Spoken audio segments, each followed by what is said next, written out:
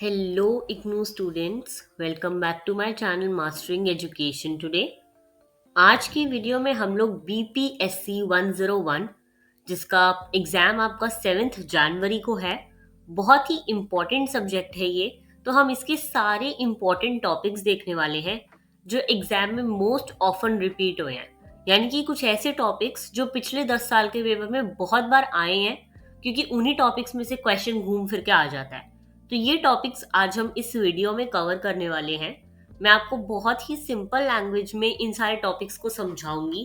तो साथ में अगर कोई नोटबुक और पेन लेके बैठ रहा है तो ज़्यादा अच्छी बात है, बिकॉज मैं जो जो कीवर्ड्स बोलूँ उसको नोट कर लेना। ओके, तो चलो स्टार्ट करते हैं बिना किसी टाइम वेस्ट करे। सबसे पहले समझते हैं कि पॉलिटिकल थ्योरी होता क्या है, ठीक है? क्योंकि आपका सब्जेक्ट है BPSC, ये सारा आपका जो सब्जेक्ट है BPSC 101, ये आपका बेस्ड किस पर है? पॉलिटिकल थ्योरी पर, है ना? तो आपको ये पता होना चाहिए सबसे पहले कि पॉलिटिकल थ्योरी का मतलब क्या है। देखो, पॉलिटिकल थ्योरी बेसिकली हमें ये समझाता है कि पावर क्या होती है, पॉलिटिक्स कैसे काम करती है और गवर्नेंस का मतलब क्या होता है। ठीक है, तीन चीजें पॉलिटिकल थ्योरी के आती हैं अंडर। पावर की पावर हमें समझना है क्या होती है, पॉलिटिक्स में वो पावर कैसे काम करती है, और गवर्नेंस का मतलब क्या होता है। ठीक है, तो इस पीपीटी में आपको मैं बेसिकली ये तीन चीजें समझाने वाली हूँ और इससे रिलेटेड और सारे टर्म्स। ओके, तो बिना टाइम वेस्ट करे स्टार्ट करते हैं। सबसे पहले हम समझेंगे what is political theory. Question भी आ सकता है कि पॉलिटिकल थ्योरी क्या होती है, पॉलिटिकल थ्योरी पॉलिटिकल साइंस से डिफरेंट कैसे होती है, पॉलिटिकल फिलोसफी से डिफरेंट कैसे होती है, पॉलिटिकल आइडियोलॉजी से डिफरेंट कैसे होती है। तो ये आपको आना चाहिए।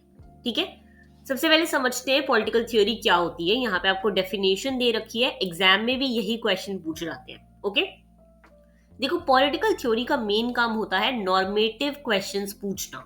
ठीक है, नॉर्मेटिव क्वेश्चन का मतलब होता है व्हाट शुड बी, यानी कि चीजें कैसे होनी चाहिए। बेसिकली पॉलिटिकल थ्योरी के अंडर आ जाती हैं ऐसी चीजें जिनको हम क्वेश्चन कर सकते हैं। ओके, अब क्या चीजें हम क्वेश्चन कर सकते हैं अपने आसपास सोसाइटी में? हम जस्टिस को क्वेश्चन कर सकते हैं, किसी लॉ को क्वेश्चन कर सकते हैं, किसी के राइट्स वायलेट हो रहे हैं तो उनके बारे में क्वेश्चन कर सकते हैं। इक्वालिटी, लिबर्टी, डेमोक्रेसी, ये सारे कॉन्सेप्ट्स पे जो है कौन फोकस करता है? Political theory. ठीक है, जितने भी आपके कॉन्सेप्ट बेसिकली आपके प्रियम्बल में आ जाते हैं ना, वो सारी चीजें कौन क्वेश्चन कर सकता है? Political theory. ओके, तो पॉलिटिकल थ्योरी क्वेश्चंस पूछेगी जैसे कि आइडियल स्टेट कैसी होनी चाहिए, लोगों के राइट्स कैसे प्रोटेक्ट होने चाहिए, पावर का सही यूज क्या है। ये सारे क्वेश्चन कौन कर सकता है? Political theory.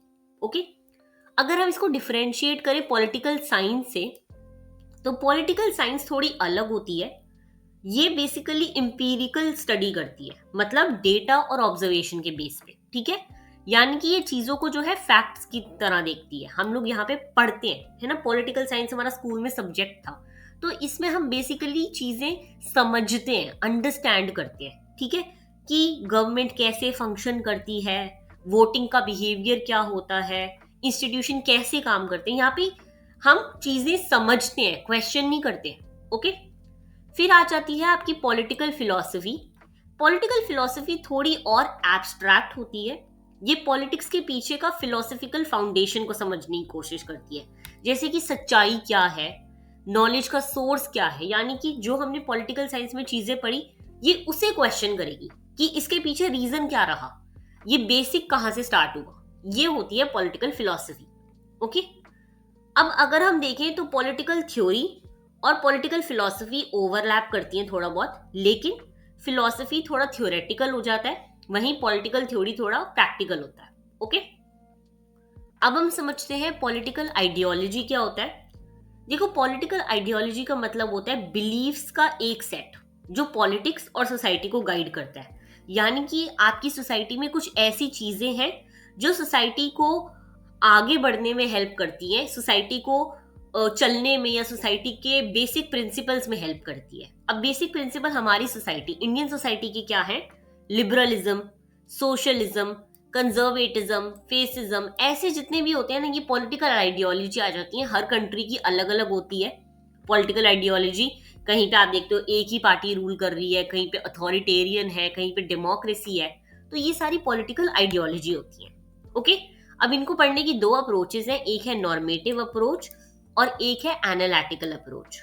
नॉर्मेटिव अप्रोच ये देखता है कि क्या होना चाहिए, ठीक है, क्या, कैसे यहाँ पे चीजें होनी चाहिए, बेसिकली जस्टिस, फेयरनेस और एथिक्स पे बेस्ड होता है।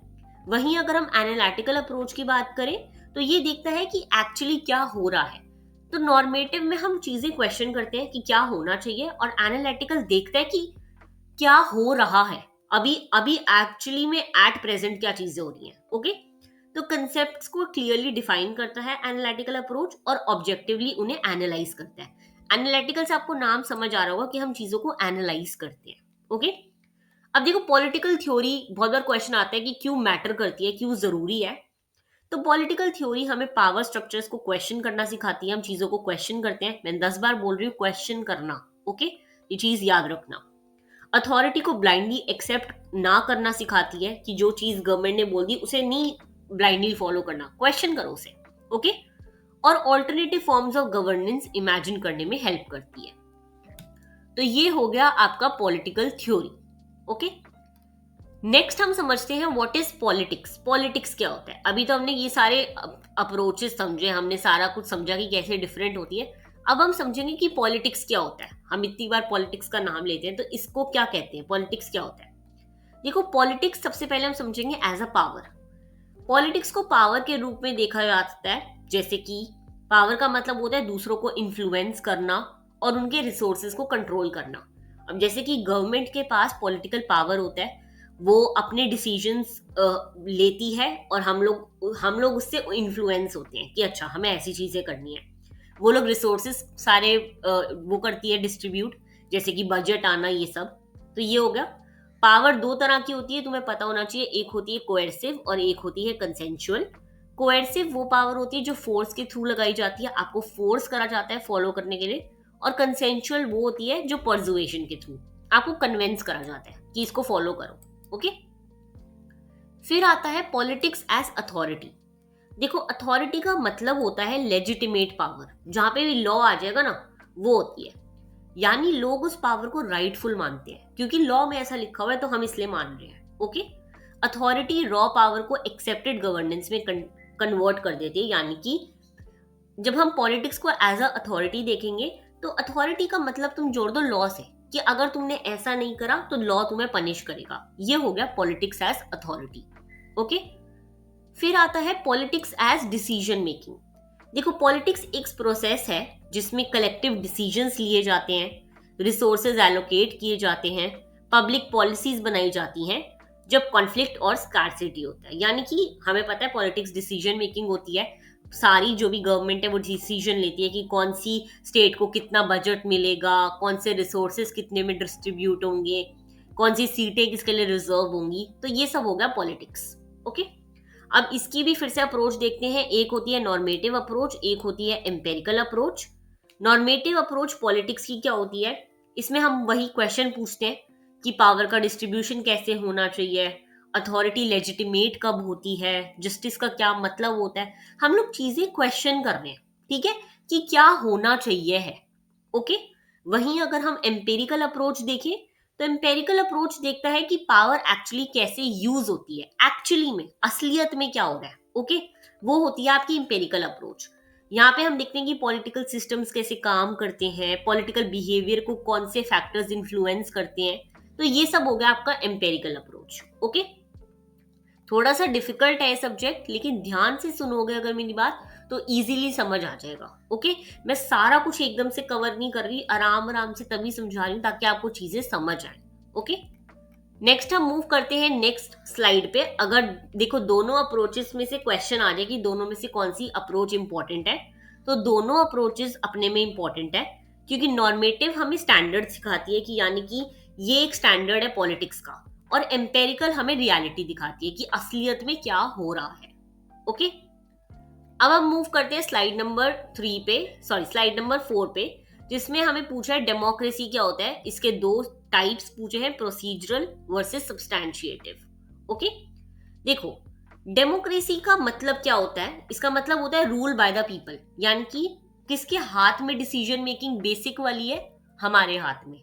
हम लोग वोट देते हैं, हम लोग पार्टी चूज करते हैं, हम लोग अपना लीडर खुद चूज करते हैं, है ना। लेकिन सच बताऊं तो स्कॉलर्स जितने भी रहे हैं पॉलिटिकल साइंस में, उनके बीच में ये डिबेट हमेशा रहा है कि डेमोक्रेसी सिर्फ एक प्रोसीजर है या फिर डेमोक्रेसी आउटकम पे डिपेंड करती है, कि डेमोक्रेसी हमें कैसे मिल रही है, स्टार्टिंग से मिल रही है यानी कि जब से हम डिसीजन ले रहे हैं, या डिसीजन लेने के बाद जो डिसीजन लीडर लेते हैं उससे हमें डेमोक्रेसी मिल रही है। ओके, तो ये डिबेट याद रखना, बहुत बार क्वेश्चन आ सकता है इस पर। अब हम देखेंगे दो तरह की डेमोक्रेसी, एक होती है आपकी प्रोसीजरल डेमोक्रेसी और एक होती है आपकी सब्सटैंशिएटिव डेमोक्रेसी। प्रोसीजरल डेमोक्रेसी प्रोसीजर पे फोकस करती है, इसमें प्रोसीजर्स को ज्यादा महत्व दिया जाता है, ज्यादा इंपॉर्टेंस दी जाती है। जैसे कि यहाँ पे फ्री एंड फेयर इलेक्शंस होते हैं, यूनिवर्सल सफरेज यानी कि 18 साल से ऊपर वालों को राइट होता है वोट देने का, रूल ऑफ लॉ फॉलो होता है, यहाँ कॉन्स्टिट्यूशन आपको चीजों से प्रोटेक्ट करता है, और इंडिपेंडेंट जुडिशरी होती है। ओके, यानी डेमोक्रेसी का स्ट्रक्चर सही होना चाहिए, यहाँ पे बेसिकली स्ट्रक्चर पे ध्यान दिया जाता है। ओके, वहीं हम बात करें सब्सटैंशिएटिव डेमोक्रेसी की, तो सब्सटैंशिएटिव डेमोक्रेसी आउटकम पे फोकस करती है, प्रोसीजर पे नहीं। यानी कि जो हो रहा है वो तो हो गया, लेकिन इसके बाद क्या होगा। इसमें हम सोशल एंड इकोनॉमिक इक्वालिटी की बात करते हैं, इंक्लूसिव पार्टिसिपेशन की बात करते हैं, डिस्ट्रीब्यूटिव जस्टिस की बात करते हैं, माइनॉरिटी राइट्स की बात करते हैं, यानी कि बाद में जो चीजें हो रही है। एक बार इलेक्शंस हो गए, लीडर बन गया, और लीडर बनने के बाद जो डिसीजन है वो हो गया सब्सटैंशिएटिव डेमोक्रेसी। अगर हम इसका क्रिटिकल इवैल्यूएशन करें तो प्रोसीजरल डेमोक्रेसी हो सकती है बिना इक्वालिटी के, यहाँ पे इक्वालिटी जरूरी नहीं है। बाकी अगर हम सब्सटैंशिएटिव डेमोक्रेसी देखें तो तभी सस्टेनेबल होती है ये जब प्रोसीजर स्ट्रांग हो, यानी कि एक दूसरे पे दोनों डिपेंड करती हैं। ओके, दोनों स्ट्रांग होंगी अगर एक कंट्री में, तो ही आपकी डेमोक्रेसी लोगों के लिए होगी। Okay, not an easy topic, but ध्यान से समझोगे तो आएगा समझ, और हाई फ्रीक्वेंसी है, मैंने यहाँ पे बता रखा है। ये टॉपिक बहुत बार पेपर में पूछा जाता है, तो तुम्हें आना चाहिए। ओके, नेक्स्ट हम मूव करते हैं स्लाइड नंबर 5 पे। स्लाइड नंबर 5 में आपसे पूछ रहा है पॉलिटिकल रिप्रेजेंटेशन इन डेमोक्रेसी, यानी कि कैसे रिप्रेजेंटेशन होता है डेमोक्रेसी के अंदर। रिप्रेजेंटेशन का मतलब होता है सिटीजन्स और गवर्नमेंट के बीच का एक ब्रिज कैसे क्रिएट होता है, यानी कि मेरे अंदर इतनी पावर है कि मैं अपने डिसीजन ले सकूं, अपनी गवर्नमेंट को खुद चूज करूं। ओके, किसी को अपने आप को रिप्रेजेंट करने के लिए मैं चूज कर रही हूँ। ओके, अब इसमें भी 3 तरह के रिप्रेजेंटेशन आते हैं। एक आता है आपका फॉर्मल रिप्रेजेंटेशन, इसमें इलेक्शंस के थ्रू रिप्रेजेंटेटिव सिलेक्ट होते हैं, यानी कि जैसे कि इंडिया में होता है। फिर एक आता है डिस्क्रिप्टिव रिप्रेजेंटेशन, यहाँ पे रिप्रेजेंटेटिव पॉपुलेशन जैसे दिखते हैं वैसे कि, जैसे कि जेंडर, कास्ट, क्लास, इससे जो है मिरर होके रिप्रेजेंटेशन आते हैं, यानी कि आपका जो लीडर खड़ा हो रहा है ना, वो इस सारे बेसिस पे खड़ा हो रहा है कि उसकी रेस सेम है या जेंडर सेम है या क्लास सेम है, इससे, तो इसको हम मिरर रिप्रेजेंटेशन भी कहते हैं। फिर आता है आपका सब्सटैंशिएटिव रिप्रेजेंटेशन, रिप्रेजेंटेटिव लोगों का रियल इंटरेस्ट के लिए काम करते हैं। ठीक है, यानी कि यहाँ पे ऐसे लोग होते हैं जो सही में अपने लोगों के लिए काम कर रहे हैं। ओके, फिर आती है आपकी लिबरल थ्योरी ऑफ रिप्रेजेंटेशन। इस थ्योरी के अकॉर्डिंग रिप्रेजेंटेटिव अकाउंटेबल होने चाहिए, और दूसरा इलेक्शन में कंट्रोल मैकेनिज्म होता है, यानी कि जैसे कि हमारी कंट्री में है, हम लोग क्वेश्चन कर सकते हैं कोई भी डिसीजन लिया जा रहा है उसे, और इलेक्शन में कंट्रोल मैकेनिज्म यानी कि एक कमीशन है जो इलेक्शंस के प्रोसीजर को देखती है। ओके, अब देखो रिप्रेजेंटेटिव जो डेमोक्रेसी है जो बेसिकली फॉलो होती है, उसको काफी ज्यादा क्रिटिक भी करा गया है। किस चीजों पे?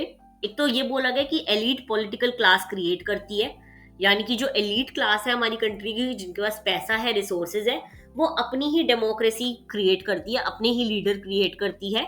इससे पार्टिसिपेशन को सिर्फ वोटिंग तक रिड्यूस कर दिया जाता है, यानी कि हमारा कोई काम नहीं है, हमारा काम सिर्फ क्या रह गया, वोट देना। ओके, इसमें मार्जिनलाइज्ड ग्रुप जो दलित वगैरह हैं उनको रिप्रेजेंटेशन नहीं मिलता इतना, और रिच लोग इसे इन्फ्लुएंस करते हैं, विच इज ट्रू। ओके, तो देखो यहाँ पे ना मैंने तुम्हें 5 सबसे ज्यादा इंपॉर्टेंट टॉपिक कवर करके बताए हैं। इन सबको पढ़ो और मुझे बताओ कि तुम्हें समझ आई है या नहीं। नीचे कमेंट करके बताना कि तुम्हें समझ आई है या नहीं। बाकी अब देखो ये हो गया इसका पार्ट 1। अब अगर तुम्हें 5 जो बची हुई स्लाइड्स हैं वो भी समझनी है तो तुम्हें नीचे कमेंट करना है 2। क्या कमेंट करना है? पार्ट 2। अगर तुम पार्ट 2 कमेंट करोगे तो मैं समझ जाऊंगी कि तुम्हें इसका पार्ट 2 चाहिए और मैं वीडियो पोस्ट कर दूंगी। लेकिन तब तक के लिए तुम इससे पढ़ो। मैं इसका पीडीएफ नहीं दे सकती अभी, जब तक पार्ट 2 नहीं डालूंगी, तो पीडीएफ मत मांगना। बाकी इससे पढ़ो, अच्छे से पढ़ो, समझ आया तो मुझे बताओ और मैं पार्ट 2 पोस्ट कर दूंगी। ओके, तब तक के लिए मिलते हैं नेक्स्ट वीडियो में। All the very best for your exams.